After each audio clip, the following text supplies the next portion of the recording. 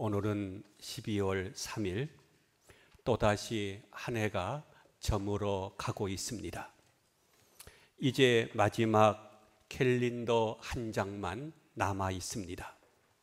한 날 한 날이 굳이 새 날이 없겠습니다마는 우리는 365일을 1년으로 정하고 그 한 해 한 해가 바뀔 때마다 묵은 해를 보내고 새해를 맞이한다고 합니다. 이렇게 묵은 해와 새해가 엇갈리는 시점에 서게 되면 어쩐지 생각이 착잡해집니다. 그래서 대체로 맨 처음 느끼는 것은 또 1년이 지나가는구나 하는 생각을 하게 됩니다. 그 때문에 나이 드신 분들에게 아주 젊어 보입니다 라고 인사를 하면 비교적 기분 좋아합니다. 그러나 생각해 보면 그것처럼 헛된 말이 없습니다. 젊어 보이건 늙어 보이건 사실과는 아무런 상관이 없기 때문입니다. 어차피 세월은 가고 세월은 가면서 나이가 먹고 사람은 늙어가기 마련입니다. 멀어지는 세상에 대해서 아쉬워하지 말고 더욱 가까워지는 하늘나라가 있음에 대해서 기뻐해야 할 것입니다.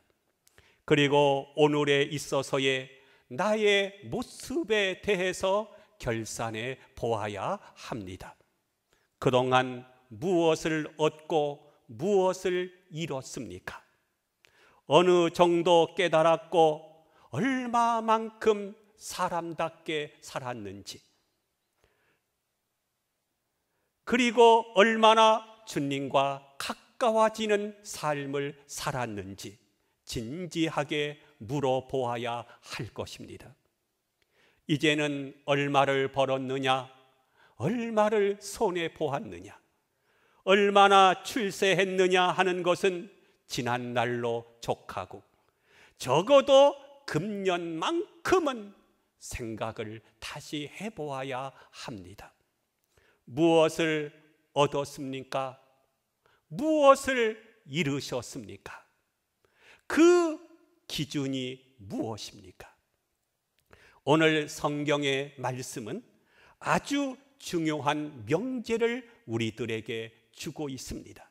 그것은 내게 사랑이 없으면 아무것도 아니라고 하는 말씀입니다. 본문 1절에 보면 내가 사람의 방언과 천사의 말을 할지라도 사랑이 없으면 울리는 시끄러운 꽹과리밖에 되지 않고, 2절에서 내가 산을 옮길 만한 믿음이 있어도 사랑이 없으면 아무것도 아니라고 했고, 3절에서는 내가 모든 것을 바쳐서 구제하고 내 몸을 불사르게 내어줄지라도 사랑이 없으면 아무런 유익이 없느니라고 말씀을 하고 있습니다. 내가 고아원에 쌀 100가마니를 갖다 주었다 해도 그 속에 사랑이 없으면 아무 소용이 없습니다. 내가 교회 봉사를 아무리 많이 해도 그 속에 주님 사랑하는 마음이 없으면 소용이 없는 것입니다. 내가 하나님 앞에 헌금을 아무리 많이 했어도 그 속에 하나님 사랑하는 마음으로 드리지 않았으면 나싱 모두가 헛수고가 되고 만다는 것입니다. 기준은 오직 하나, 사랑인 것입니다. 내 몸을 불사르게 내어줄지라도 사랑이 없으면 아무것도 아니라고 했습니다. 오직 사랑을 묻는 시간이 되어야 할 것입니다. 남편이 아내에게 수백만 원짜리 다이아몬드 반지를 선물해 주었다 할지라도 사랑이 없으면 그 반지가 무슨 소용이 있겠습니까? 여러분, 사랑이 없이는 별다른 의미가 없는 것입니다. 하나님은 사랑이십니다. 계속하여 성경 말씀에 보면 하나님은 사랑이시라 함을 말씀하고 있고, 우리에게도 하나님의 사랑의 사람이 되기를 원하십니다. 내가 사랑을 얼마나 알았고, 얼마나 사랑했고, 얼마나 사랑하는 사람이 되었는가를 질문해 보아야 할 것입니다. 한 여인이 결혼해서 한 평생 동안 한 남편을 섬기며 가정을 위해서 삽니다. 그러나 이제 묻습니다. 그 속에 사랑이 있었습니까?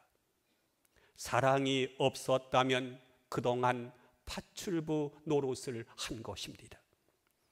사랑과 기쁨으로 수고해야 되는데 어느 사이에 짜증이 나고 신세 타령만 하고 살았다면 그 속에서 만들어지는 음식은 파출부가 만든 음식이나 다름이 없는 것입니다. 사랑이 없다면 아무것도 아닙니다. 모두가 헛된 것입니다. 여러분, 지난 1년 동안 어떤 마음으로 살아오셨습니까? 아무도 혼자서는 행복할 수 없습니다. 사랑해서 태어났고 사랑으로 살다가 마침내는 하나님의 사랑의 품에 안기는 것이 인간입니다. 실패하고 성공하고의 기준이 어디에 있습니까? 이제 여러분들에게 다시 한번 묻습니다. 그동안 사랑으로 살아왔습니까? 사랑으로 사람들을 대했습니까? 사랑으로 봉사를 했습니까? 사랑으로 주님 앞에 예물을 드렸습니까? 사람이 사람됨은 사랑 안에 있습니다. 개를 두고 쓰다듬으면서 나는 너를 미워한다고 하면 개는 좋아라 하고 꼬리를 칩니다. 그런데 개를 향해서 나는 너를 사랑한다고 하면서 소리를 꽥 한번 지르면 개는 그 사람을 물 것입니다. 사랑한다, 미워한다 하는 것은 언어의 문제가 아닙니다. 마음의 문제인 것입니다.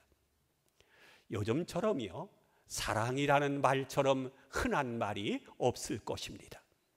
그러나 이제 다시 한번 물어보십시다. 나의 언어, 나의 모든 거동과 마음가짐이 사랑이 있었습니까? 내가 아무리 돈을 많이 벌어도 사랑이 없다면 그것은 실패한 것입니다.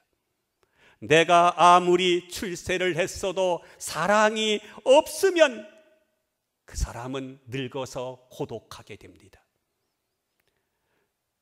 내가 아무리 지식을 얻었다 해도 사랑이 없으면 교만에 빠지게 될 것입니다. 아무에게도 성원을 받지 못하고 외로운 길을 가야 할 것입니다. 요한계시록 2장에 보면 주님이 에베소 교회를 향하여 말씀하시는 중에 한 가지 책망의 말씀이 있죠. 너희는 지식도 있고 성실도 있고 인내와 거룩함도 있다.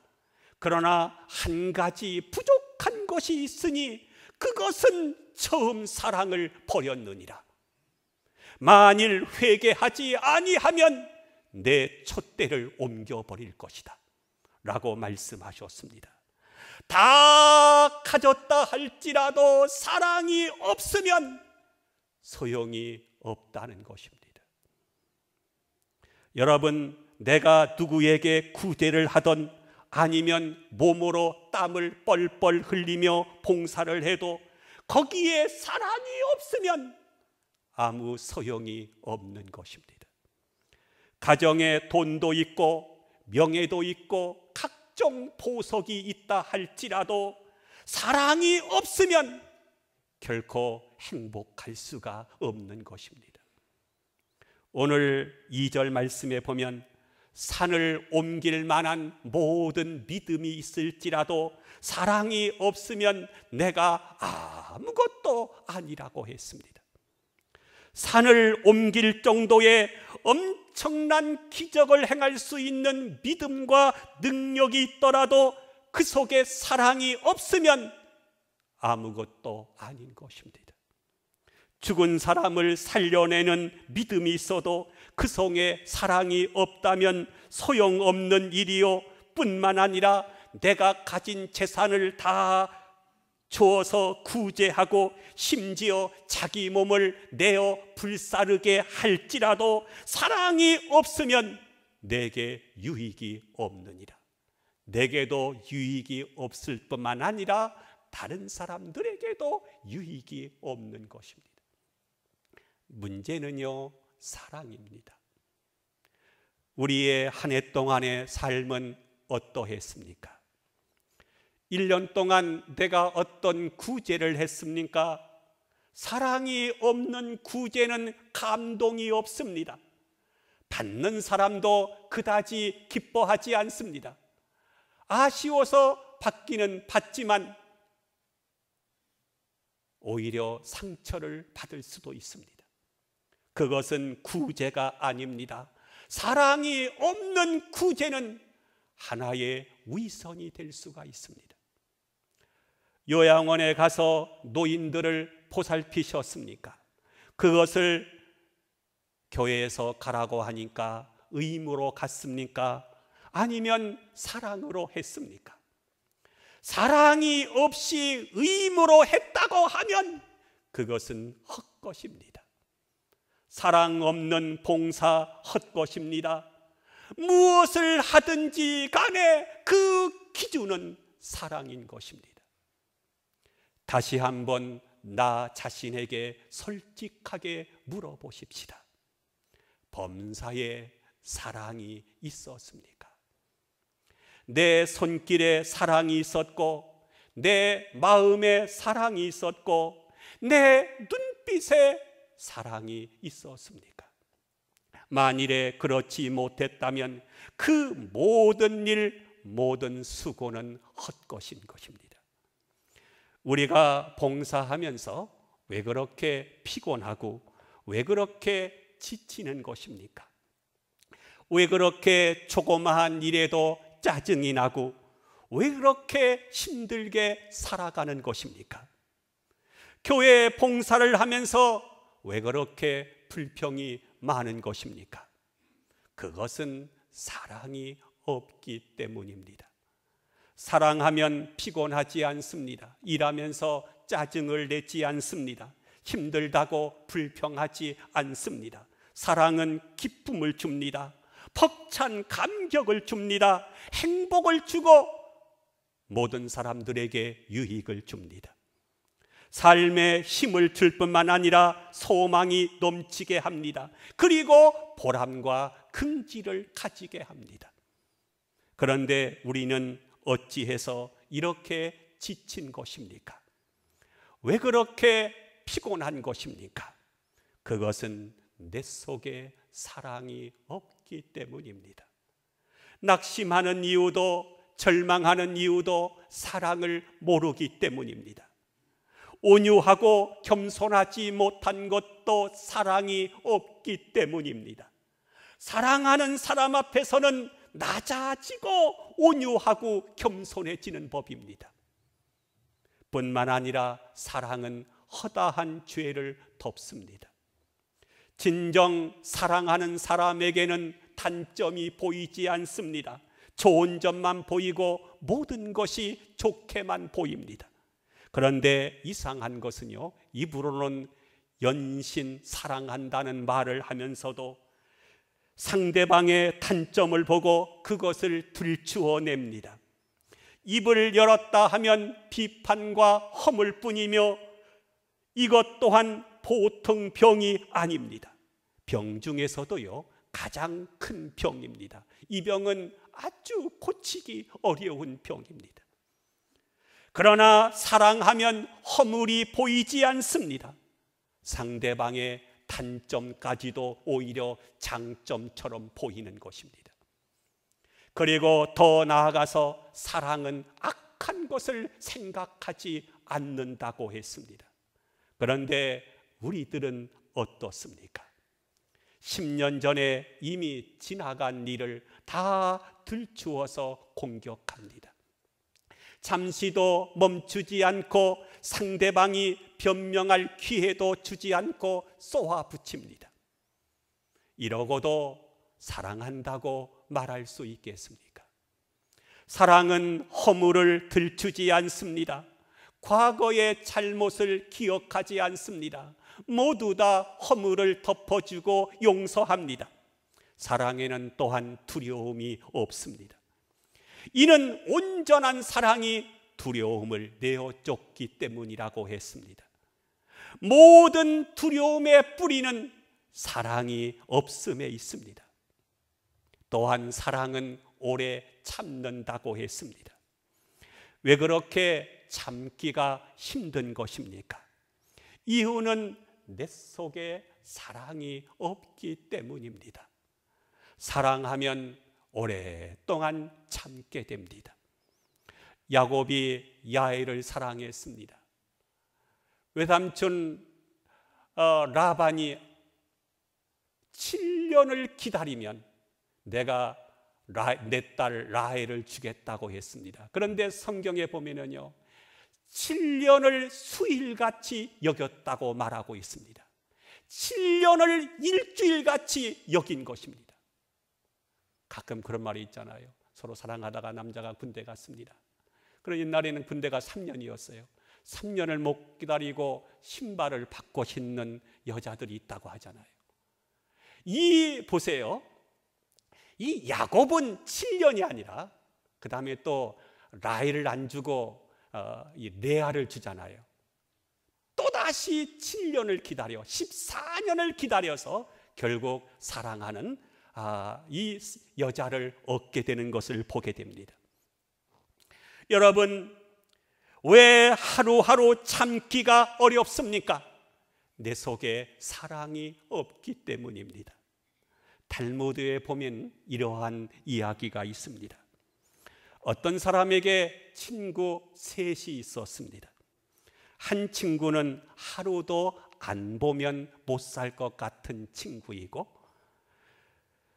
또 두 번째 친구는 그저 덤덤한 친구요, 세 번째 친구는 별로 달갑지 않은 친구입니다.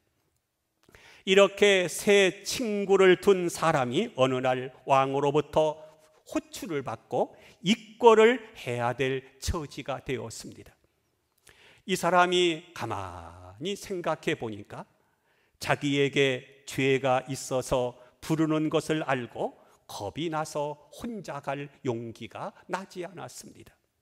그래서 가장 친한 친구에게 찾아가서 자기와 함께 가줄 것을 권했더니 이런 지하에 거절하는 것입니다. 그 다음에는 덤덤한 친구에게 찾아가서 이야기를 했더니 이 친구는 같이 가주기는 하겠는데 대궐 문 앞에만 같이 가주고 궁궐 안에는 들어갈 수 없다고 말했습니다.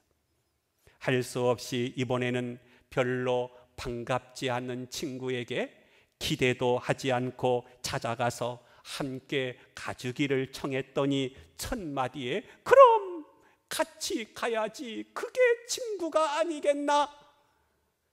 그리고 왕에게 자네는 아무런 잘못이 없다고 내가 말해주겠네 하는 것입니다. 다시 설명을 드리면 첫 번째 친구는 누구입니까? 바로 돈입니다. 하루도 못 보면 못 살 것 같은 가까운 친구지만 진정 도움이 필요할 때는 여러분을 돕지 못합니다. 내가 세상을 떠날 때는 못 따라가겠다고 이런 지하에 거절해 버립니다. 두 번째 친구는 누굽니까? 바로 친척입니다. 가까운 친척. 제 아무리 사랑스럽고 정들었다 하더라도 장례식 날 무덤까지만 따라옵니다. 무덤에 함께 들어가겠다는 사람은 아무도 없습니다. 대궐 문까지만 가고 궁궐 안에는 들어가지 않겠다는 것입니다. 그 이상은 따라오지 못합니다.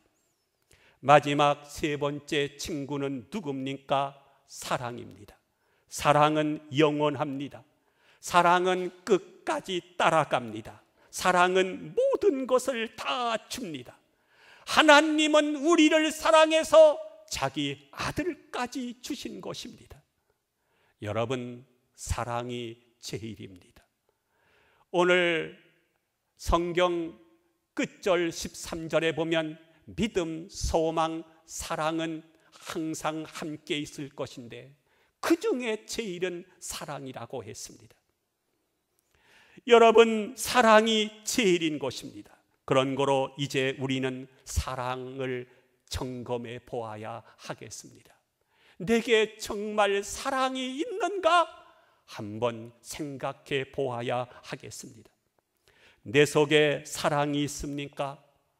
내 속에 그리스도의 사랑이 있으십니까?